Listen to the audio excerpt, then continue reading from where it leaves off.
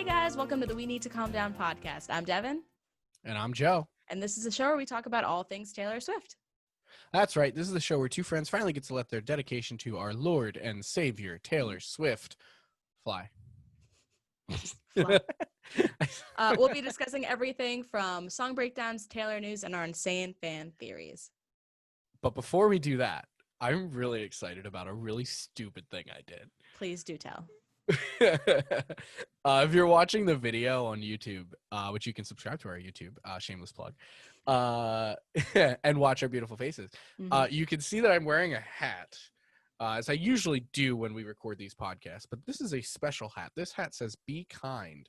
That's so nice. What a nice little message. Yeah, what a nice little message. This hat originally did not say "Be kind." I actually had an idea for this hat, went through Etsy and bought all the pieces to make it work. And you may say, what are you talking about? All the pieces. It's a hat and a patch. It's not that hard.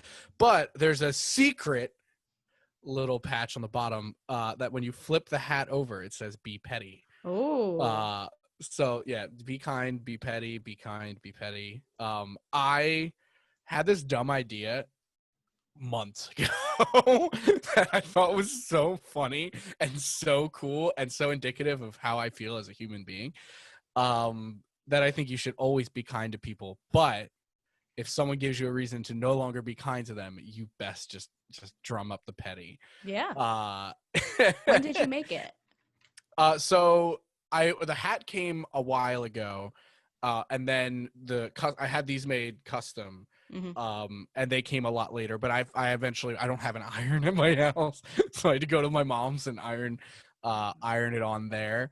Do you not iron your shirts? You're a working professional. Where? Yeah, but I don't go to work, and I'm just working from home now.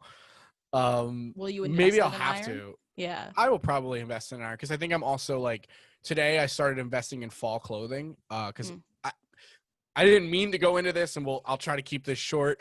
But as we were talking before this, I'm wearing a Paramore shirt that I found from 10th grade, and I'm realizing that some of my clothes might need to be updated. So I went online. I bought 3 cardigans today. And I'm looking into buying a lot more fall clothes, more fashionable things that aren't t-shirts from when I was in 10th grade. 3 cardigans, so you're really investing in the Taylor Swift folklore aesthetic. If the one that she sold me would come in the mail, I'd be a super happy person, but no. So I did all of that. And I'm just like trying to buy some more clothes, get a little more fashionable, wear not the same stuff. Because I'm looking at my graphic tees and I'm like, I don't want to wear the same tees over and over again on this podcast. Slowly, just the same shirt every other week. It's like that meme that went by that was like going on a date with a girl, and the girl goes, "Oh, this guy has what a nice shirt. This guy has a really nice shirt." Goes on a second date. Wow, a second nice shirt. And then the third date, this man has 2 shirts. Only 2. I feel that. Whenever, you would notice on, my Instagram and stuff, I would wear 1 shirt for, 3 posts. And I'm like, maybe I shouldn't it's hard because you post it. You get the shirt that you love, and you're like, this shirt makes me look great. Yeah. It's if I'm going out or if I'm doing something cool, I want to be in this shirt because I'll feel my best. Yep. And then that's the shirt that you get all your pictures in. And then every time you go out, you do that same thing, and you just end up with a bunch of pictures, and people think you're homeless and can only afford 1 shirt. Or they just think you did all these fun things on one day. And just are slowly siphoning out the pictures over the course of a year. Yes. All right, so that's enough about fall fashion. So, Joe, what are we talking about on this typical Tuesday night? I am so excited for this episode. We have decided it has been almost 4 months since we first heard Folklore. Yes. I think it'll be like October 26th or something, which is still a pretty while away, but I swear to God, I'm going to blink. It's going to be there. So we decided it's also been about 5 or 6 weeks since the last time we ranked Folklore songs. It's been 6 weeks. So 6 weeks ago, we ranked, we did our definitive final rankings after ranking it for every week for 4, 5, 6 weeks. So it's been a while. We've had a lot of time. Both of us have listened to a lot of non-Taylor Swift songs lately. We've kind of gone off and on back onto Taylor Swift. We've done a couple of song breakdowns. I think we're on, what is it? Number 7 will be the next one. Yeah. I think. Yeah. So like we're a third of the way through the album.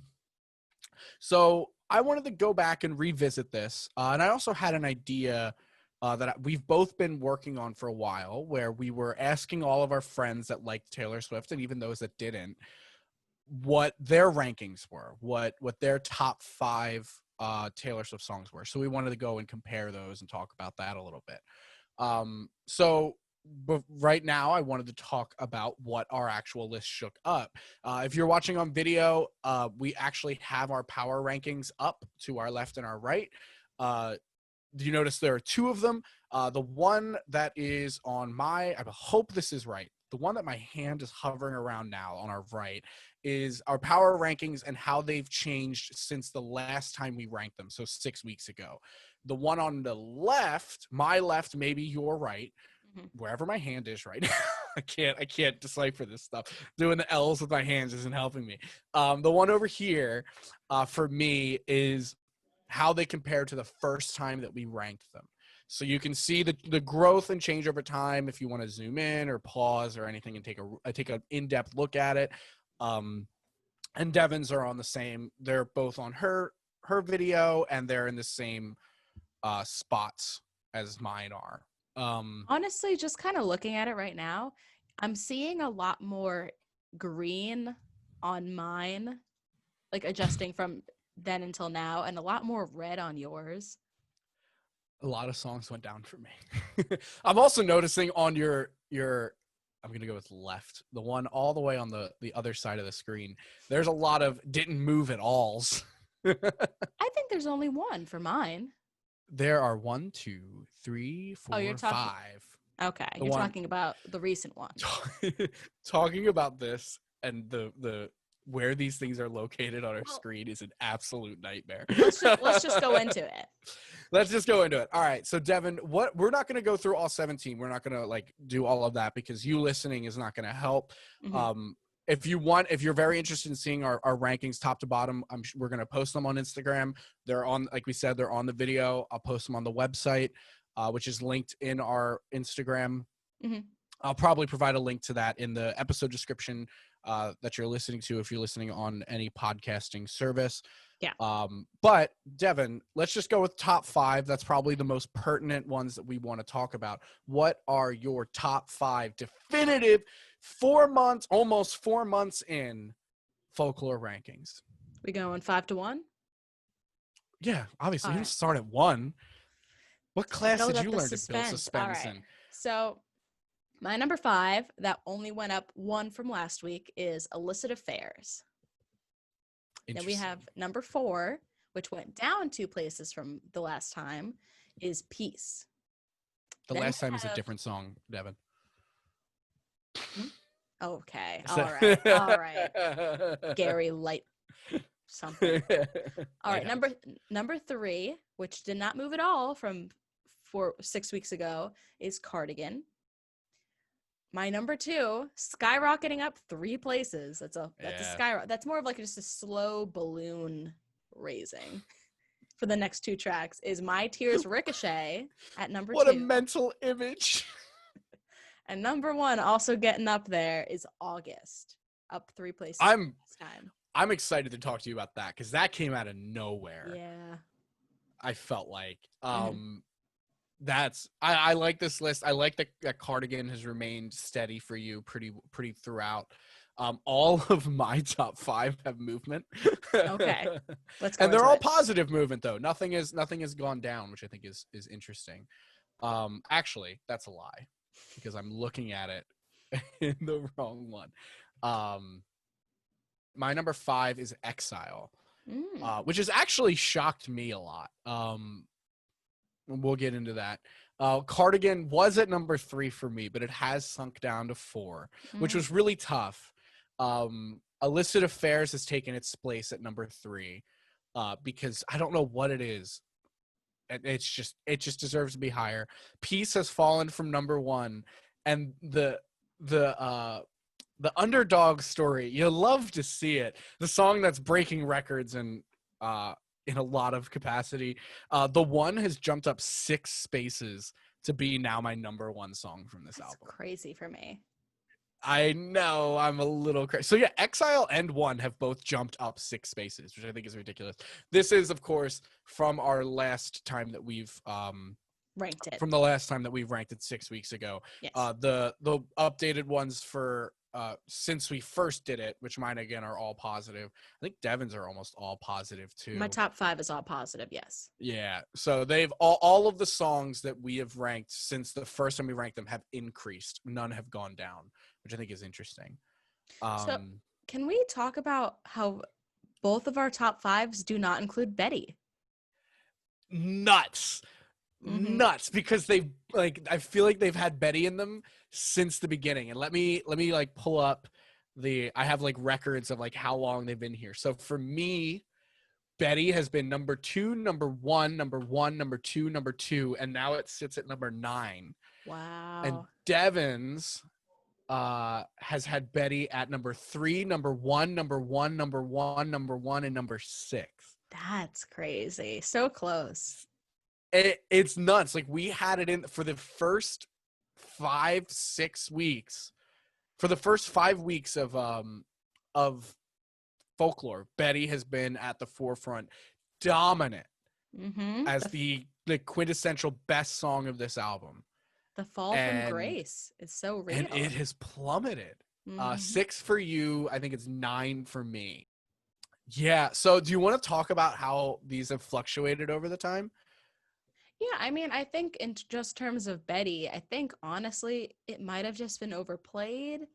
I think you brought up a really good point if you want to talk about the performance that we live reacted to. Dude, I don't know what it was about that performance. And we got a lot of flack for our negging of it, but like, it just didn't really do anything for me. And if anything, I do truly think it made the song worse. Cause like, there are still great lines from it. Don't get me wrong. Again, it's still an amazing song. And I say this every time we talk about Taylor's music, which is all the time on a Taylor Swift podcast. Yeah. But the lowest of the low song is still absolutely incredible. I think that it's interesting because I think Betty really showed us how this would look live. And I don't know if we necessarily liked it.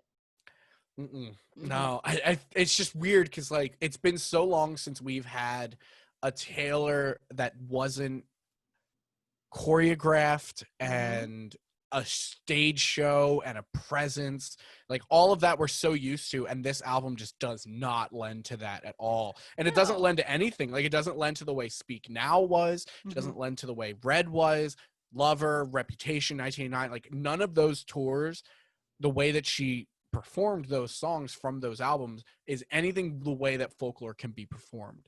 And we're both struggling to figure out how she's going to tour with this album, and we desperately want it. And it's not a bad thing. Like, it's not a bad thing that the album's different. I think it's honestly great. But even when you think of a similar kind of melancholy style that's still pretty production heavy, like Lorde, I've seen her live and it's fantastic. I'm just trying to think of how an artist at her level can perform this album to stadiums. I physically don't think it's possible, because she wanted to do a more condensed version for Lover anyways. I think if she was, like, it has to, the thing that keeps coming back to my mind is her performance of Death by a Thousand Cuts for the Paris show that we reviewed on our first episode. That performance, I think, took a song that I was always like middle of the road for me. It wasn't like anything crazy. Cornelius Street probably too for you, like these two songs together. But for me, to Death by a Thousand Cuts, and it just like that performance took the emotion of that song and just elevated it to another level. And Betty did the exact opposite. Like, there's obviously there's emotion in the lyrics and everything like that, but there's just, it was just lacking something. I don't know what it was. And it's really hard for me to like pinpoint it. But for me, I think that that's just the reason that like this song is fluctuated for us. Like, I don't know. I really don't know. Yeah. But other than that, I really didn't have a lot of fluctuation from this, 6 weeks ago. I think the fact that August and My Tears Ricochet both went up 3 slots to my number 1 and number 2, it's pretty interesting. I mean, I think My Tears Ricochet, after doing that song breakdown, I think that Mm-hmm. it really solidified that no, this is a great song. And even August, like this song has always been, I think, in my top 5. I don't think it's ever been below top 5, but my appreciation for it has just gone up.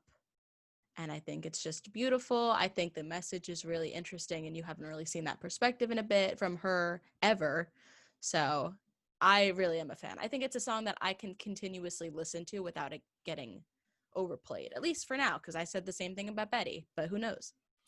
I think that's the thing with August for me is I don't know how that is, and like, and some of the excuses for why my shifts have been so dramatic, um, kind of play to that. And I think like August is one that like I do relate to a lot right now, and there are certain lines in that song that like jump out to me, and like that didn't quite jump out as much before, like when we first listened to them, but a Mm-hmm. lot has happened in my life over since then that has like changed things for me, Mm-hmm. which we'll talk about. But I don't know why August never really made that high. It's 8 for me.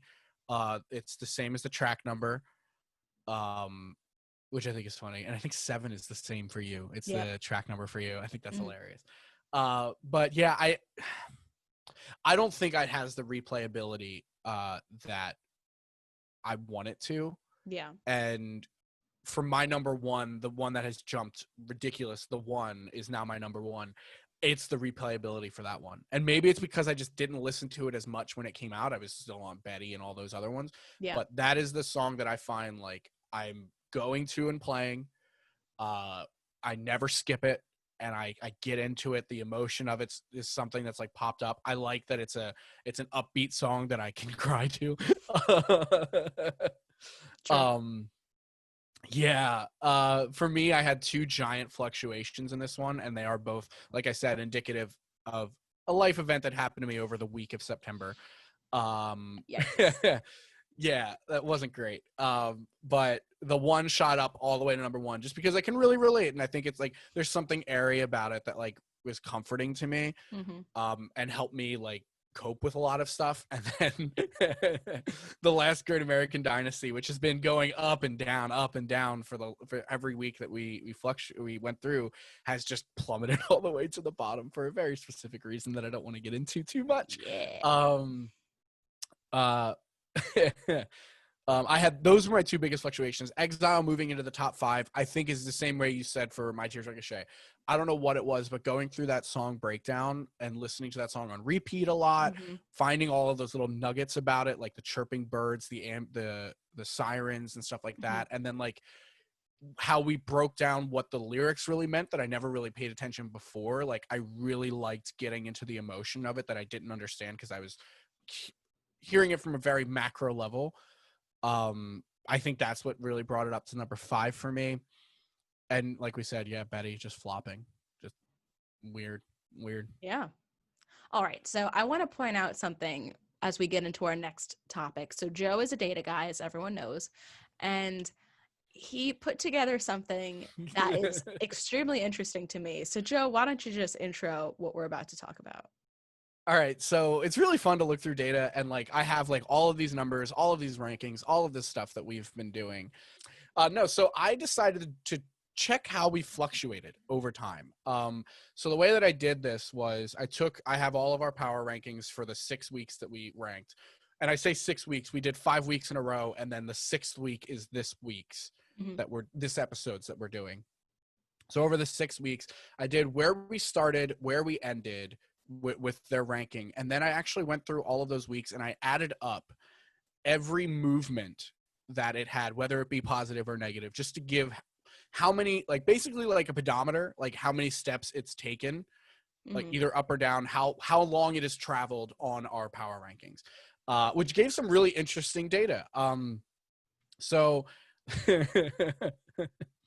I did a thing for our total flux given, the total fluctuations that me and Devin both had across all of the songs. So for me, through every song on Folklore that we have ranked, my songs and my favorite songs and rankings have fluctuated 147 total times. I'll say that because I have a lot of mine fluctuated over 10 times. Invisible String fluctuated 12 times for me. August 13, Exile 13, the 116 movements and fluctuations, and the Last Great American Dynasty with that monumental plummet of 9 spaces, fluctuated 18 times. An average, and then I averaged these out. So that's for every week, it would move an average of 3.6 times for me, the Great American Dynasty. Devin. So I was a lot tamer. I mean, just looking at the average fluck given, was only 2 times per week, or 2 spots per week. So I only gave 107 flux. So that is 40 less flux than Joe. A lot of that, like, yeah, and the most you've had was 10 in a week, and those were Invisible String and Mirror Ball, which is interesting because Invisible String was our de facto best song in the album when we first listened to it, and Mirror Ball was your de facto up there best song too. Oh, how the mighty have fallen. Both of those have fluctuated a lot, and like I made a heat map for this, and like I said, we'll try to share it in every way that we can. But it was so interesting to see like how it's something I've always wanted to do with an album, specifically a Taylor Swift album, is to see how my favorite songs from the album fluctuate over time, and to know like what our attitudes towards songs are, and like to see like mine flip with the wind. And like I was looking through Devin's because I did mine first because I'm very important, and but I was looking through Devin's, and like I said with Betty, Devin was 3 1 1 1 1 6, and then like what was the other one? You had another one that was like crazy. August 2 3 3 4 1. And like one of them you had literally one. Yeah, August you had one fluctuation, or like what was the one you had one fluctuation on? You had 0 on the lakes, which doesn't really matter. Illicit Affairs are so nuts to me. You gave Illicit Affairs 6 6 6 5 5. Like you nailed that down to where it needed to be, and you just did not deviate that much. Meanwhile, I'm over here like Last Great American Dynasty 11 12 13 7 8 17. Just the jumps. You can really tell when stuff started to happen, because it just that's actually really funny. Yeah, because this is tied to a human being, and you can tell like, oh, I don't really care about. Oh, this human being really likes it. Oh, I care about it. Oh, I don't care about it anymore. But no, it's so interesting to see, and like this does fit, at least for, I don't know how you feel, but about my personality is I go through music and change how I feel about it on a whim. And I'm the kind of person that I hear a new song, I listen to nothing but that song for a week, and then I never want to hear it again. See, but here's the thing. I would think that I'm the same way, but as someone who never really goes through and ranks an album, like another album that I thoroughly enjoyed this year was How I'm Feeling Now by Charlie XCX. I could not rank that album for the longest time because it was all so good. And I really had to sit there and think like, okay, well, what do I like? So I'm a lot more analytical in the sense of how do I really feel about this? And I have to sit down and collect my feelings. I remember trying to rank this album for the first time. I had 16 sticky notes. This was before the lake, 16 sticky notes, and all of them were just conglomerated together. And I'm like, I can't separate them. So I really put a lot of thought, and that's probably why there wasn't a lot of fluctuations, because I forced myself to reflect from the core. And you took it very, very seriously.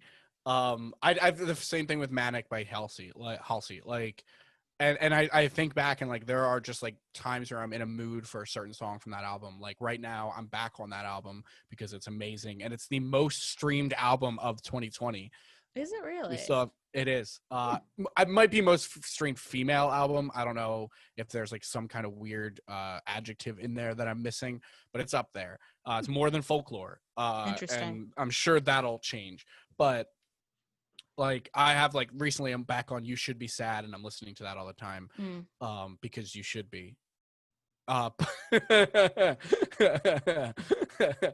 like 929 hit my radar another day, like 3 a.m. I Hate Everybody, like they come in waves, and Mhm. 1 week this will be my favorite song, and it'll switch back and forth. And when I first heard that album, that's exactly how I was. Gotcha.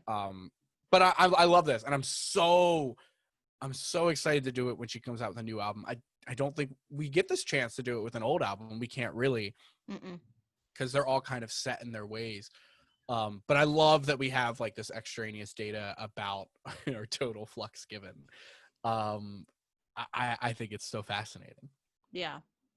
And so now we're going to go into how our friends ranked Folklore and how the general audience ranked Folklore, and compare them to how our terrible minds work. Yes. So we surveyed 21 of our friends. We're so super popular. And asked them all for their top 5 rankings. Devin, do you want to tell us more about what we did and how we analyzed this? Yeah, so basically Joe asked probably about half of the people. I asked half of the people. I said, hey, what are your top 5 rankings? I forget when I had asked them. I think it was right around the 6-week mark of when we officially did our definitive rankings at the time. I think after that, we got I think their that was rankings. when I had the idea for this. Yeah. So these aren't probably their most recent, because I think everyone's kind of fluctuates, but at the moment, probably about 6 or 7 weeks ago, or 6 or 5 weeks ago, this is where everyone's top 5 landed. Everyone in the world. So what I thought was really interesting, before we go into the actual breakdown of number 1, number 2, all those slots, I think just out of the 21 people, we're going to analyze how many times a song was ranked. So out of the top 5, how many times a song was actually included on that ranking. So at the most times included, 13 total times out of 21 people, Last Great American Dynasty and Betty were included. Which is hilarious because they don't even come close to our top 5s. No, I mean, Betty, I could see. Betty, I definitely understand. Yeah, because at the time, that was mine too. But it's just surprising how many people, I remember getting all these back from my friends, and it was like Last Great American Dynasty somewhere on there. Like, really? Interesting. It's so nuts to me. It's so, I would kill to have like, to do a massive survey to ask people why. Like, what is it about this song that we don't seem to get?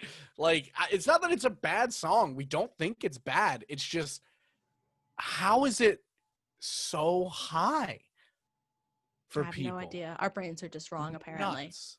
Okay, so then the 2 that were ranked second highest at 11 times out of 21 is the 1 and August. At least we nailed this one. Yeah, I think that. Well, I mean, the 1 was yours and August was mine. So at least for tops. Nailed it. Okay. 10 times ranked was Illicit Affairs. Great song. So interesting to me. 8 times was Cardigan in Exile. 6 times was Mirrorball and This Is Me Trying. 5 times was 7. 4 times was My Tears Ricochet in Peace. Now we're going to get we're going to get into the niche ones now. So at only 3 times, Invisible String was included in someone's top 5. 2 times was Mad Woman and Epiphany.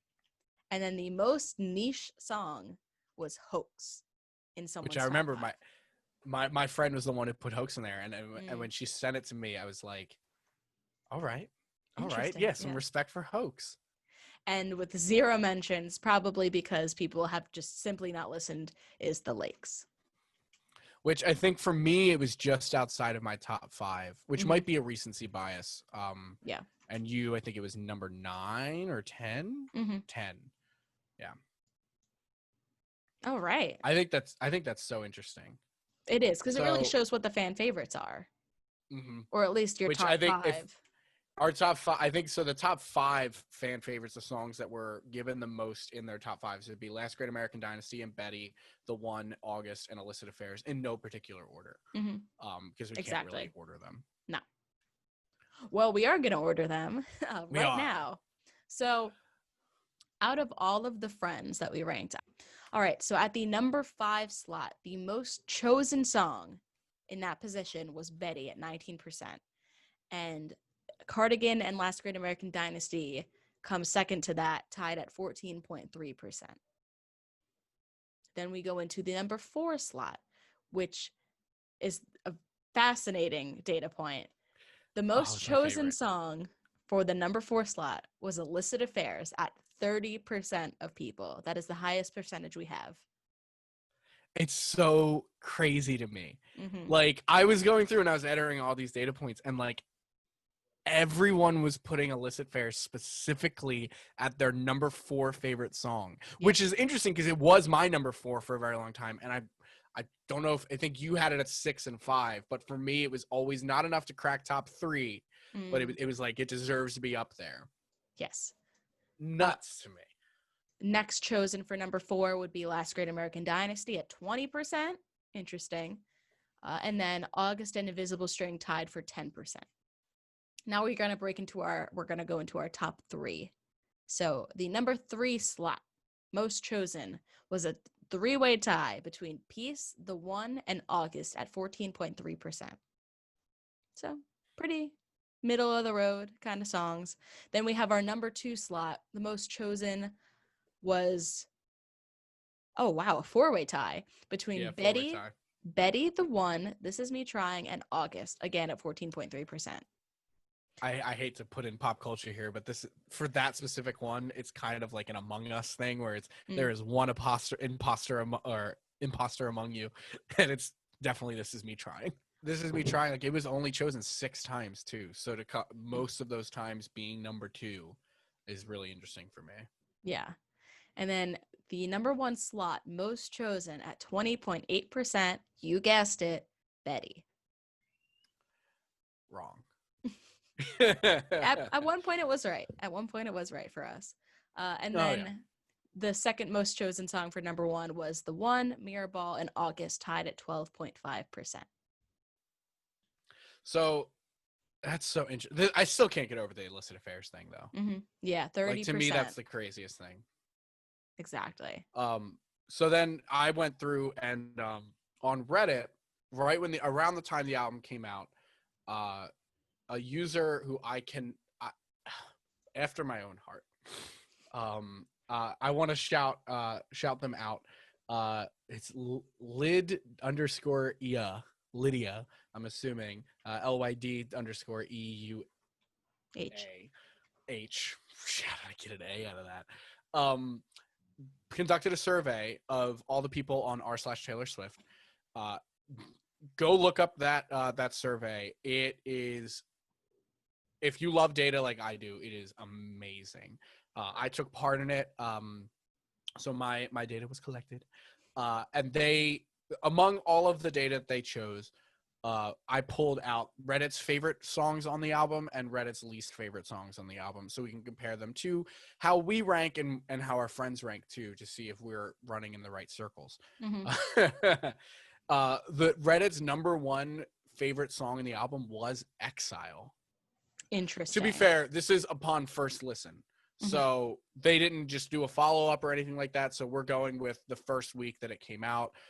So it could have shifted since then, and it probably has. But among first listen, over 4,100 people were surveyed, and number 1 was Exile, which is interesting to me. Yeah. Number 2 is The One, which makes sense. I think that is the most commercially successful song on the album. Mm-hmm. Number 3 was Betty, of course. Number 4 is Cardigan, and number 5 was August. So a lot of these do have a lot of overlap. I think the only ones that stick out as not overlapping too much with us would be Cardigan and Exile, which I guess 8 times were chosen in the top 5 for our group of friends. Mm-hmm. And for me, Exile is top 5 and Cardigan is also, and so same for you. Mm-hmm. Or Cardigan is. I don't think Exile hit your top 5. And then their least favorite songs, which I think does pan out. I'm actually really happy about this one. Their number, I'll go the reverse order. Number 5, their 5th least favorite song was Last Great American Dynasty. Makes sense. It does make sense. Mm-hmm. It does, which means we are running in the wrong group of people. We need to be more friends with the Taylor Swift subreddit. Mm-hmm. And then I immediately flip on that because their number 4 least favorite song is Peace. Wrong. Which is a big no-no. Mm-hmm. Number 3 is Hoax, which I can't really blame them for. Hoax gets no love, but I really Mm-hmm. love that song. Number 2 is Mirror Ball, which in the beginning we would have said is heresy, or you would have said is heresy. But I think Mm-hmm. it's not our least favorite, but like at least middle of the road. Yeah, but as the number 2 least liked song. I will say these aren't like a ranking of number 2 least favorite. This is like Oh, okay. actually, this is the percent of people that said this is their least favorite song. So a Wow. majority of people said that Epiphany, which is number 1, is their least favorite song of the album. Shame. Like the most people said that. And then like, so I don't know what the actual numbers in. I didn't put the exact numbers on, but like say 30% of people did not like Epiphany, 28% didn't like Mirror Yeah. Ball, et cetera, et cetera, et cetera. So yeah, Epiphany, least favorite song on the album. I think this checks. I know how much you love it, but I think like as it appeals to a general audience, I think this is definitely the one I could that see it. just didn't hit with a lot of people. Mm-hmm. But I go over that. Definitely go over that because it is the coolest forms of data I've ever seen done beautifully. Yes, definitely check it out on Reddit. So outside of that, so what are your thoughts on this? Like, what do you think? How do you think like people see it? Do you think that there's the Reddit thing specifically? Do you think those have all changed since then? I think, honestly, I want to say yes, but at the same time, I want to say no. Because I feel like those 5 songs are probably the most commercially successful. The one, definitely. Betty with her performance of it, definitely. Mm-hmm. Cardigan as the lead single, definitely. And then I think August and Exile are just fan favorites. I think Exile because it has a feature on it, Mm-hmm. which I think is the only song in the album that does. Yeah, So like it especially does with it Bon immediately. Iver. Yeah, Yeah. people are immediately going to be drawn to that. Mm-hmm. And it's also, I think Exile is definitely one of the standout tracks just in sound alone. Mm-hmm. Probably because Bon Iver's on it, Yeah. but like just the deep cutting vocals that are on it. August, I think it's so interesting that August is up there. Not that it's a bad song, because definitely it has the love triangle aspect of it, which all 3 love triangle songs, are on there. Yes. So I think that will automatically bump it up, which I think it's so interesting. Like we're seeing like what affects a song's popularity aside from obviously quality of song, but like we don't have any singles aside from I guess Cardigan on this album, which I still don't even know. I think it's just a music video. Yeah. I don't think. Oh no, it is a single. It was technically released as a single. Yes. But we're seeing the one is number 1. Is it because of the quality of the song? Is it because when someone goes and listens to Folklore and they hit play, the first song they're going to hit is the one? Not to peel back the curtain much farther, but as a podcast, we have this is our 25th episode.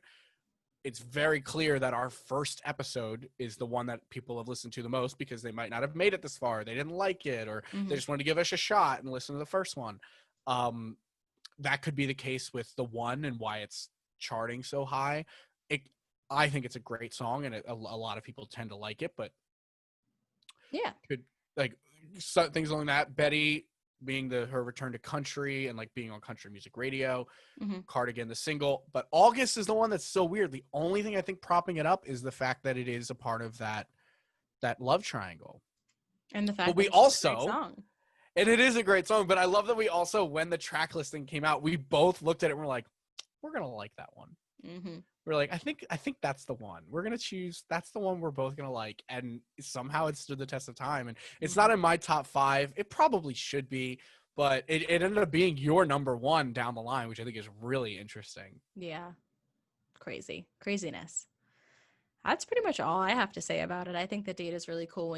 I think that this is such a unique opportunity that as a podcast, we took the time to really go through and kind of just track our mental images of this album. So I'm really glad we did this. I think it really lends. I think that if Taylor's, PR and advertising and marketing team ever got a hands on this podcast, I think that they'd go, this is great field research. Thanks. We need to calm down podcast. with 2 specific members of our audience that care enough to weekly and sometimes bi-weekly put out an episode about one human being on the planet Earth. You're welcome.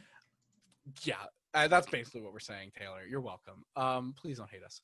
Anyway, no, I think so too. I like I said, I love tracking things, especially like I love tracking everything I do in my life in some way. One of the things I would, if I die, if, oh my God, when I die, I I would be so happy if I got a statistic of everything that happened in my life. Like I just got to see it as like a credit scrolling. Yeah. I would lose my mind. That's all I want.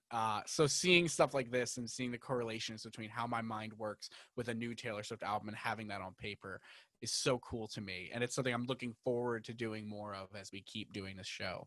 Yeah. All right, Joe, take us home.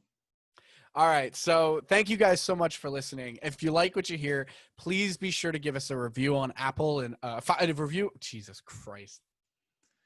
Thank you guys so much for listening. If you like what you hear, please be sure to give us a review and a 5-star rating on Apple and tell a friend about us. And make sure to follow us on social media and subscribe to our YouTube channel if you want to see our beautiful faces. We are at We Need to Calm Down Podcast, at WNTCD Podcast on Twitter. And if you have a suggestion for an episode, we're starting to hit the tail end of our folklore. So leave us a comment or a DM. We love hearing from you guys. Yeah. And aside that, thank you for listening to the We Need to Calm Down podcast. We'll see you next typical Tuesday. Until then, come back. We'll be here.